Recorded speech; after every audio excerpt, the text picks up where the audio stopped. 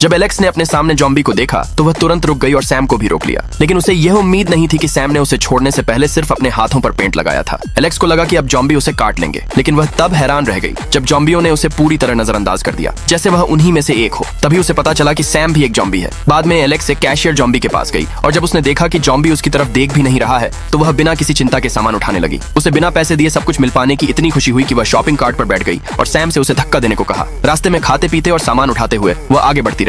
अचानक उसने कुछ देखा और खुद कार्ट से उतरना चाहा, लेकिन फंस गई। फिर सैम की मदद से वह उतर पाई। उसी समय उसका एक्स बॉयफ्रेंड सामने आ गया, जिसने पूछा कि जॉम्बियों ने उसे खाया क्यों नहीं। उसकी उलझन का फायदा उठाकर एलेक्स ने उसे लात मार दी, क्योंकि पहले जब वह सामान लेकर सेफ हाउस गई थी तो उसने उसका सारा सामान छीन लिया था और उसे बाहर बंद कर दिया था। उसी वक्त सैम समय पर पहुंचा और उसकी जान बचाई थी। अब एलेक्स जाना चाहती थी, लेकिन उसके एक्स ने उसे रोक लिया और कहा कि अगर ज्यादा लोग होंगे तो ज्यादा सुरक्षा मिलेगी, और इससे पहले कि वह कोई फैसला कर पाती वो उसका हाथ खींचकर दौड़ पड़ा। जैसे ही उसने मोड़ लिया, सामने सैम आ गया, जिसे देखकर एलेक्स डर गई और उसका हाथ छूटने लगा। तभी उसके एक्स ने सैम के चेहरे पर स्प्रे किया और एलेक्स को खींचते हुए भागने लगा, लेकिन जैसे ही सैम ने एलेक्स का दूसरा हाथ पकड़ लिया, उसका एक्स फिर से उसे छोड़कर भाग गया। एलेक्स डर गई, लेकिन सैम बस उसे हाथ धोने के लिए ले गया। जब उसने उसे बिस्तर पर पटक दिया तो एलेक्स को लगा कि सैम उसे खाने वाला है। डर के मारे वह गिड़गिड़ाने लगी और वादा किया कि वह उसके लिए बहुत अच्छा खाना बनाएगी। सैम मान गया और अगले ही पल एलेक्स ने तरह तरह के स्वादिष्ट खाने मेज पर परोस दिए।